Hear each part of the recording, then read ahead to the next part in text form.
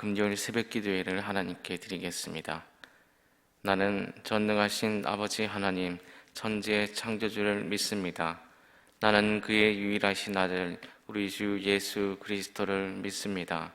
그는 성령으로 잉태되어 동정녀 마리아에게서 나시고 본디오 빌라도에게 고난을 받아 십자가에 못 박혀 죽으시고 장사된 지 사흘 만에 죽은 자 가운데서 다시 살아나셨으며 하늘에 오르시어 전능하신 아버지 하나님 우편에 앉아 계시다가 거기로부터 살아있는 자와 죽은 자를 심판하러 오십니다.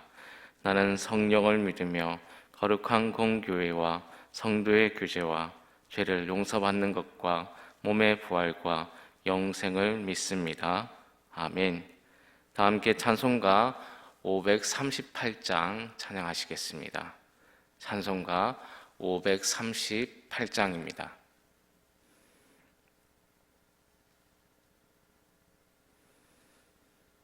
죄짐을 지고 서고 나거든 내 마음속에 주 영접하며 새 사람 되기를 원하거든 내 그 주를 영접하라. 의심을 다 버리고 그 주를 영접하라. 마음을 다 열어놓고 내 그 주를 영접하라. 정결케 되기를 원하거든 내 마음속에 주 영접하며 생명수 마시기 원하거든 내 그 주를 영접하라. 의심을 다 버리고 그 주를 영접하라. 마음을 다 열어놓고 내 그 주를 영접하라. 진실한 친구를 원하거든 내 마음속에 주 영접하며 내 맘의 평안을 원하거든 내 그 주를 영접하라. 의심을 다 버리고 그 주를 영접하라. 마음은 다 열어놓고 내 그 주를 영접하라. 즐거운 찬송을 하려거든 내 마음속에 주 영접하며 평안한 복지에 가려거든 내 그 주를 영접하라. 의심을 다 버리고 그 주를 영접하라. 마음은 다 열어놓고 내 그 주를 영접하라. 아멘. 이 시간 두 가지 기도의 제목을 놓고 통성으로 기도하는 시간 갖도록 하겠습니다.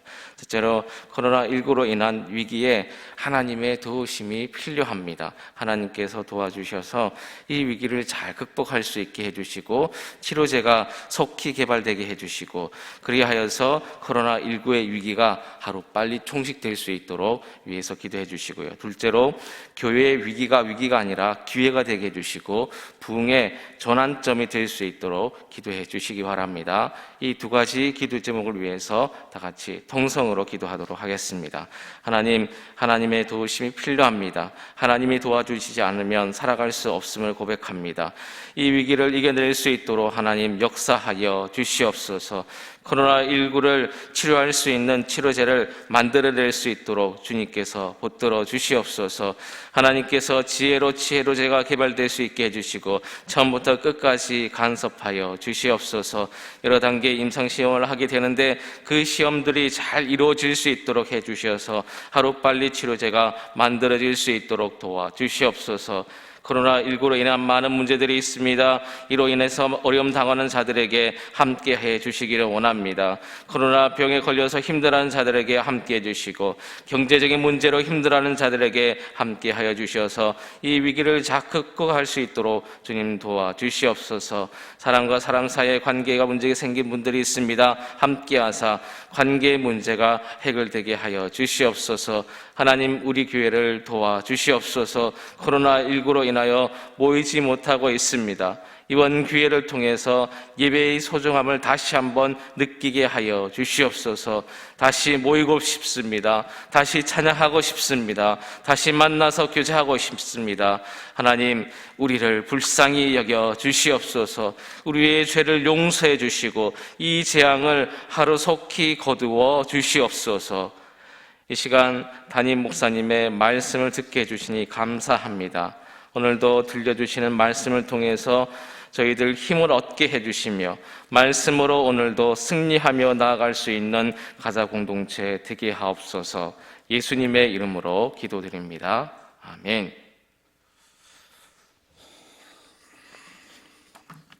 오늘 우리가 함께 은혜 받을 말씀은 예레미야 36장 20절에서 26절까지만 봅니다. 오늘은요 36장 20절에서 26절까지 찾으셨으면 합독하겠습니다. 그들이 두루마리를 서기관 엘리사마의 방에 두고 뜰에 들어가 왕께 나가서 이 모든 말을 왕의 귀에 아뢰니 왕이 여후디를 보내어 두루마리를 가져오게 하매 여후디가 서기관 엘리사마의 방에서 가져다가 왕과 왕의 곁에 선 모든 고관의 귀에 낭독하니 그때 아홉째의 달이라 왕이 겨울 궁전에 앉았고 그 앞에는 불피운 화루가 있더라. 여호디가 서너 쪽을 낭독하면 왕이 칼로 그것을 연하여 베어 화롯불에 던져서 두루마리를 모두 태웠더라. 왕과 그의 신하들이 이 모든 말을 듣고도 두려워하거나 자기들의 옷을 찢지 아니하였고 엘라단과 들라야의 와 그마랴가 왕께 두루마리를 불사르지 말도록 아뢰어도 왕이 듣지 아니하였으며 왕이 왕의 아들 여라무엘과 아스리엘의 아들 스아랴와 압디엘의 아들 셀레마에게 명령하여 서기관 바룩과 선지자 에레미야를 잡으라 하였으나 여호와께서 그들을 숨기셨더라. 아멘. 이제 에레미야 선지자는 그 왕을 몇 사람을 모셨던 사람이에요. 이제 요시야 왕, 시드기야 왕, 그리고 여호아김 이렇게 이제 몇 대에 걸쳐서 이 왕을 섬기고 하나님의 말씀을 전했던 사람입니다. 시드기야는 아시다시피 두 눈이 빼져서 그 왕이 죽었습니다. 그리고 여호아김 이 왕도 이때 이제 처참한 죽음을 이제 당하고 있단 말입니다. 이제 이스라엘이 유다가 이제 서서히 망하는 길로다가 지금 가고 있는 거예요. 그리고 오늘 결정적인 장면이 나오고 있습니다. 하나님의 말씀에 순종했다면은 이 정도로 망하지는 않았을 것 같아요. 근데 보존되는 게 좀 있었을 것 같아요. 그런데 이제 결국에 이 마지막 기회를 이제 계속 걷어차고 있는 겁니다. 결정적으로 하나님의 거룩한 말씀을 이건 무슨 이런 일이 일어나는가 정도로 이게 지금 여호와김 왕과 그 주변에 있는 사람들이 이 행위를 갖다 동조하고 그리고 이 말씀을 불태워버리고 하는 이런 일이 일어났습니다. 자, 22절과 23절을 제가 다시 한번 읽게요. 그때 아홉째 달이라 왕이 겨울 궁전에 앉았고 그 앞에서 불피운 화로가 있더라. 그 앞에는요, 여우디가 서너 쪽을 낭독하면 왕이 칼로 그것을 연하여 베어 화로불에 던졌다. 두루마리를 모두 태웠다. 연하여 베었다. 그러니까 다 들어보지도 않는 거예요.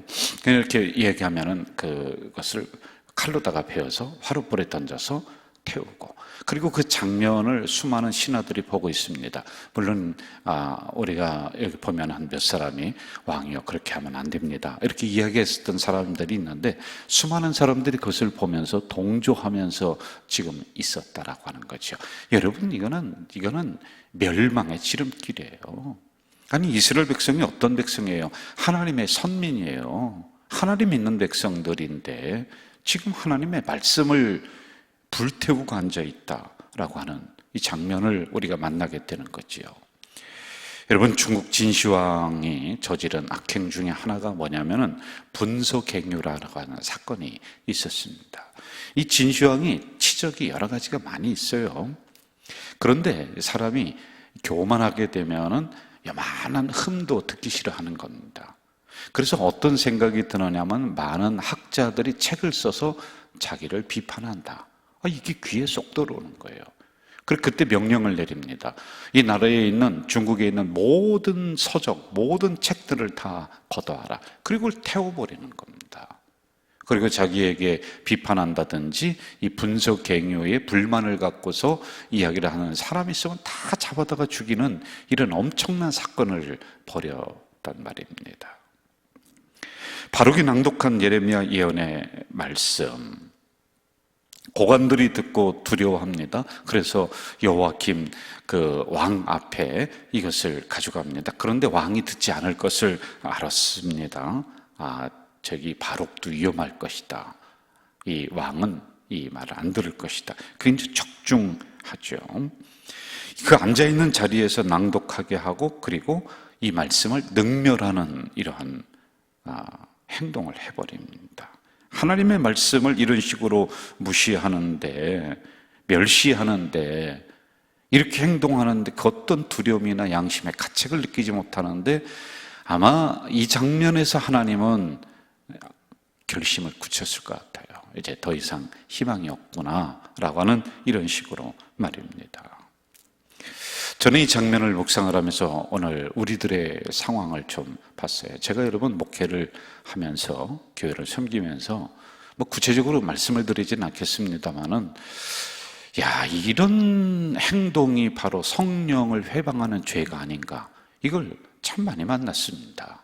그래서 저렇게 하면 안 되는데 저분, 이게 막 도를 지나치는 거예요. 너무 하는 그런 경우를 종종 보게 돼요. 그러면 제가 오히려 겁이 나요. 여러분, 성령 회방죄는 내세에서나 그리고 현세에서나 사함을 얻지 못한다, 이렇게 말씀을 하고 있거든요. 지금 바로 이런 행동이에요. 성령을 회방하는 죄 그 이상으로 경전을 갖다가 불에 태우고 있다. 이건 정말 교만한 행동이요, 경거망동한 행동이요, 능멸하는 행동이란 말입니다. 여기에 과연 어떠한 그 사람이 이것을 제지할 수가 있겠고, 또 여기에 하나님이 어떻게 반응을 하겠습니까? 이게 정말 무서운 일이 일어나고 있단 말입니다. 저는 이참에 우리가 생각하는 경전인 성경을 한번 좀 우리가 살펴보자 말이죠. 여러분, 성경은 우상이 될 수는 없지만은 소중하게 여겨야지만이 되는 거예요. 이건 당연한 겁니다, 여러분. 왜 이게 우상이 되면 안 되느냐? 이걸 가지고서 이상한 짓을 하는 사람들이 있어요.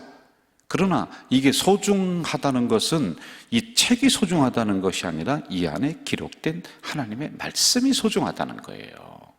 이 경전이 우리들에게 오기까지 어느 정도의 단계를 여러분 거쳤는지 아세요? 지금은 인쇄술이 발달해서 하도 그냥 흔하게 성경이 막 그냥 널려 있으니까 귀한 줄도 모르시죠? 그러니까 뭐 이게 우상이니 어쩌니 막 그렇게 하면서 이걸 함부로 취급하는 이런 사람들도 있단 말이에요. 이거는 구전으로다가 사람들이 전했어요. 글을 기록을 할 수가 없었어요. 그러다가 문서로 남겨야 되겠다 해서 문서를 이렇게 남겼단 말입니다. 성지순례 가서 저희들이 이 성경이 발견된 원본이 없습니다. 사본이 발견된 곳을 가봤어요. 이것을 발견하고요, 거기에 한 지파가요, 한 족속이 아예 그 계곡 안에서 살아갑니다. 왜? 성경을, 이 사본을 가지고서 해석만 해. 평생 태어나서 이거 해석하다가 그 자리에서 죽는 거예요. 그렇게 이게 해석이 되어서 오늘 여기까지 왔단 말이에요. 여러분, 거기 성지순례 가서 그런 장면들 우리가 가봤는데요, 기록을 하다가 본인이 죄가 생각난다든지 불경스러운 것이 생각이 난다든지, 또는 그렇지 않더라도 하루에 정해진 시간에 어떻게 하느냐, 반드시 그 물에 들어갔다가 다시 나오는 거예요. 자기를 깨끗이 씻고, 그리고 이 사본 앞에 앉아서 이것을 한자 한자 번역을 한 거예요. 어디 다른 데 가지도 않습니다. 그냥 거기에서 그렇게 번역하다가 아주 채소로 먹고 거기서 잠자고 거기서 살다가 그렇게 죽어요. 그 족속이 있어요. 그 지파들이, 수도 없는 사람들이 모여서 이 작업만 해서 오늘 우리들에게까지 온 게 바로 이 성경이란 말이에요. 여러분, 이 안에는 엄청난 역사가 담겨 있고 엄청난 눈물과 엄청난 정성이 담겨져 있단 말입니다. 우리나라 최초의 선교사, 성경을 전해준 선교사가 누구냐면 토마스 선교사입니다. 1866년 병인해였는데 제너럴 세머너를 타고 대동강변으로 왔다가 이 배가 빠져나가지를 못해요. 왜냐하면 거기 모래톱에 딱 갇혀가지고 이제 그걸 물길을 몰랐던 거죠. 그러니까 조선 군인들이 저 위로부터 대포가 있고 그 사람들이 총이 있으니까 잘 안 돼요. 그러니까 이 물이 다 빠져나갔어요. 근데 작은 배를 그 위에서부터 띄워서 이 셔먼호까지 오게 하는데 어떻게 하느냐면 불을 놓고 이 셔먼호까지 막닥해서 불을 다 태워서 이제 그 안에 있는 사람들을 다 죽이는 이런 상황. 그런데 토마스 이 선교사님이, 목사님이 조선 땅의 목사님 아들이에요. 이야기를 듣게 돼요. 조선이라는 나라가 이렇다라고 하는 걸 듣게 돼요. 가고 싶습니다. 근데 성경을 가져간 거예요. 성경을요. 성경을. 그리고 이 성경을 한 보따리 가져가서 이제 보니까 죽게 생겼거든요. 그리고 이분이 내가 여기까지 왔는데 불에 타 죽으면 안 되겠다. 그래 이제 바다에 강변에 뛰어내리고, 그리고는 잡혀가지고 그 대동강변 모래사장에서 이 박충근이라는 사람이 이 토마스 선교사를 이제 목을 치려고 이제 합니다. 그랬을 때 뭐라고 하느냐면 토마스 목사전이라고 하는 그 책에 보면은 박춘권이라고 하는 분이 그 장면을 본인이 기록을 했어요. 이렇게 해요. 내가 서양 사람을 죽이는 중에 한 사람은 지금 생각할수록 이상한 감이 있다. 내가 그를 찌르려고 할 때 그는 두 손을 마주 잡고 무슨 말을 한 후 붉은 배를 입힌 책을 가지고 웃으면서 나에게 받으라고 권했다. 그럼에도 내가 죽이기는 하였으나 이 책을 받지 않을 수가 없었다. 그게 성경이에요. 뿌리고 죽는 거예요, 여러분. 예수 믿으십시오. 나는 형제를 사랑합니다. 이제 그 말을 그렇게 했다고 합니다. 그리고는 웃으면서 이거 받으시라고 붉은 배로다 이렇게 싼 성경을 줍니다. 목을 쳤습니다. 그런데 도저히 이걸 받고 나서 견딜 수가 없는 거예요. 이게 도대체 무엇인가. 그래서 이 성경을 떨쳐보게 되었습니다.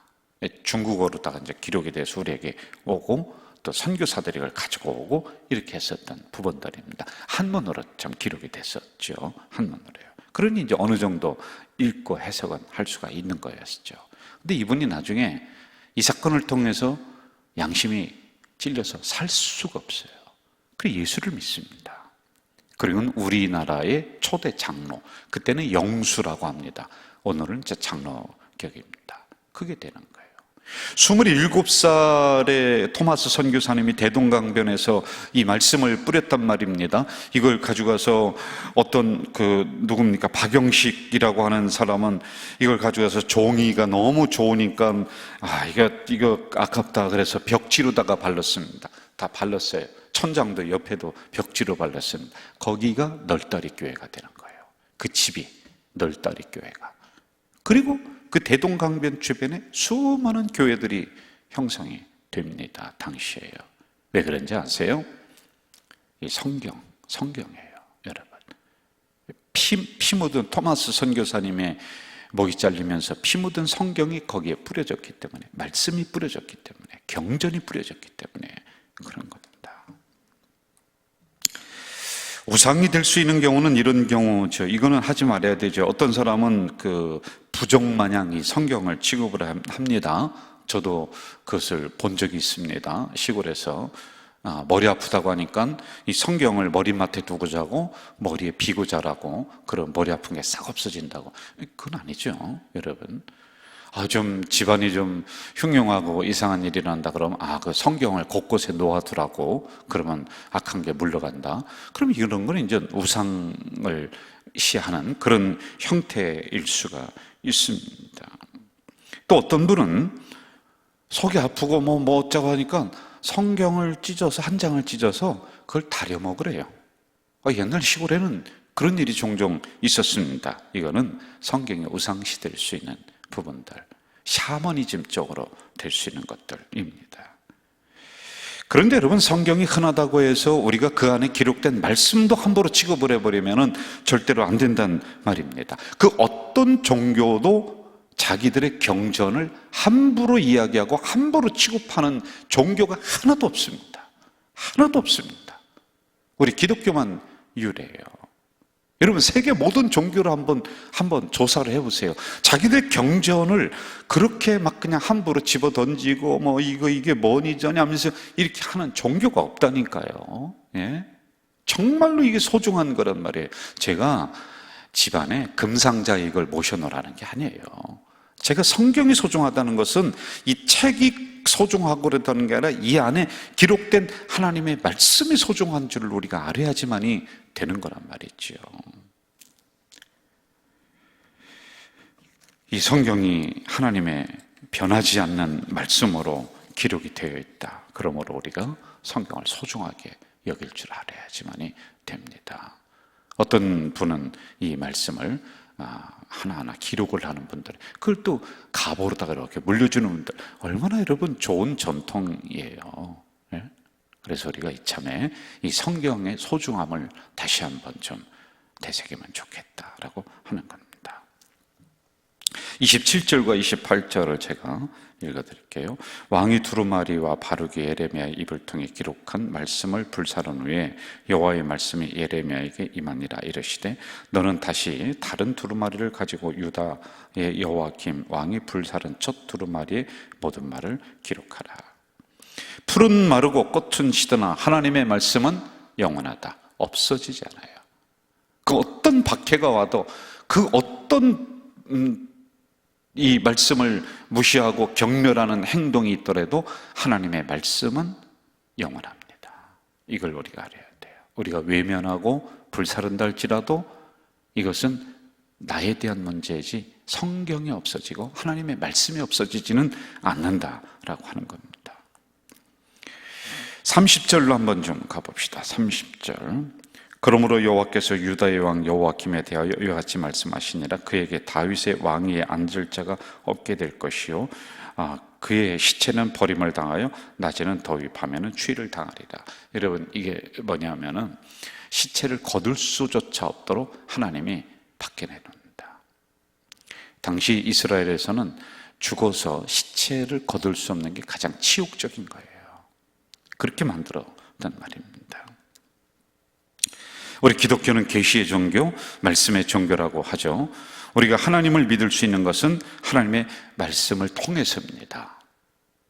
이 말씀이 없으면 우리는 하나님을 바르게 알 수도 없고, 그리고 바르게 믿을 수도 없습니다. 말씀의 기초가 되지 않는 교회는 어그러진 교회, 이상한 교회, 이게 돼버리는 겁니다. 말씀의 우리가 훈련받지 않는 성도는 기형적 신앙이 돼버리는 겁니다. 그러므로 하나님의 말씀이 기록된 성경은 소중합니다. 중요합니다. 여러분들 소중하게 이 경전을 잘 간직하며 이 안에 기록된 하나님의 말씀을 늘 마음속에 되새기며 그렇게 실천해가는 우리 성도들, 가족 공동체 되기를 주 이름으로 축원합니다. 사랑하시는 아버지 하나님, 성경이 요즘에는 너무 흔합니다. 인쇄술이 발달을 해서 돈 얼마만 주면은 수도 없이 성경을 구입할 수가 있고, 또 집안에 성경 한두 권이 없는 사람이 없을 정도로 그렇게 흔하게 되었지만은 불과 수백 년 전, 아니 400~500년 전만 해도 이 성경 한 권을 받을 수가 없었습니다. 그냥 사제들만 성경을 가지고 해석할 정도였는데, 그때는 성경 한 권 있는 것이 집안의 가보요 자랑이요 자손 만들어 물려줄 귀한 경전으로 여겼는데, 흔하다 보니 이 성경뿐만이 아니라 이 안에 기록된 하나님의 말씀도 우리가 함부로 생각하는 경우가 참 많습니다. 다시 한번 소중하게 여길 수 있도록 인도해 주시고, 이것이 나에게 오기까지는 수많은 사람이 죽었고 눈물을 흘렸고 애씀이 있었고 수많은 고난의 역사를 통해 나에게까지 왔다라는 이 과정을 우리가 깊이 생각하며 이 안에 기록된 하나님의 말씀을 잘 실천해 나가는 우리 공동체 되도록 인도해 주시옵소서. 예수님의 이름으로 기도하옵나이다. 아멘. 하늘에 계신 우리 아버지, 아버지의 이름을 거룩하게 하시며 아버지의 나라가 오게 하시며 아버지의 뜻이 하늘에서와 같이 땅에서도 이루어지게 하소서. 오늘 우리에게 일용할 양식을 주시고 우리가 우리에게 잘못한 사람을 용서하여 준 것 같이 우리의 죄를 용서하여 주시고 우리를 시험에 빠지지 않게 하시고 악에서 구하소서. 나라와 권능과 영광이 영원히 아버지의 것입니다. 아멘.